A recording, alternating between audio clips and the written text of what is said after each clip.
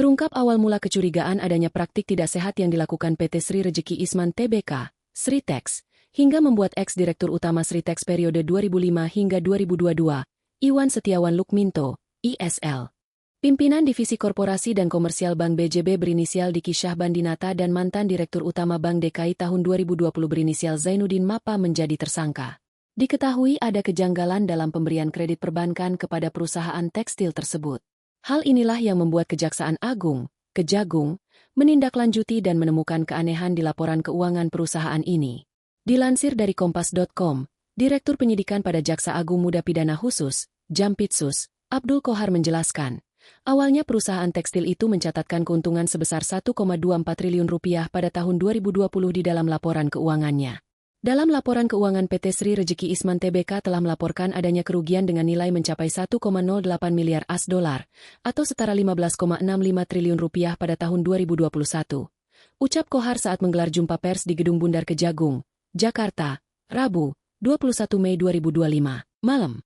Hal ini pun menjadi sorotan pasalnya dalam setahun perusahaan ini langsung mengalami kerugian signifikan. Jadi ini ada keganjilan. Dalam satu tahun mengalami keuntungan yang sangat signifikan.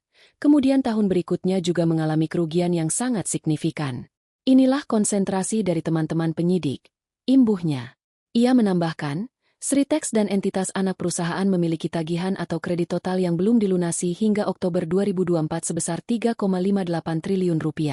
Utang tersebut diperoleh Sritex dari beberapa bank pemerintah, baik dari Himpunan Bank Milik Negara, Himbara, maupun bank milik daerah. Selain kredit tersebut di atas PT Sri Rejeki Isman Tbk juga mendapatkan pemberian kredit dari 20 bank swasta, ucapnya. Dalam perkara ini, Kejagung menetapkan 3 tersangka yaitu ex-direktur utama Sritex periode 2005 hingga 2022, Iwan Setiawan Lukminto, ISL, pimpinan Divisi Korporasi dan Komersial Bank BJB berinisial Diki Syahbandinata dan mantan Direktur Utama Bank DKI tahun 2020 berinisial Zainuddin Mapa.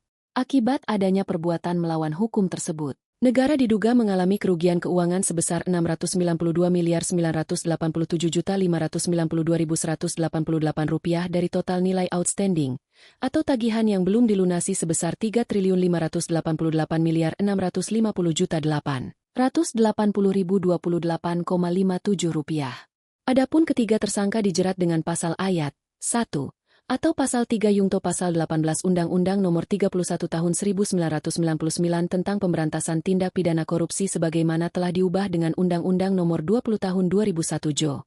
Pasal 55 ayat 1. Pertama Kitab Undang-Undang Hukum Pidana.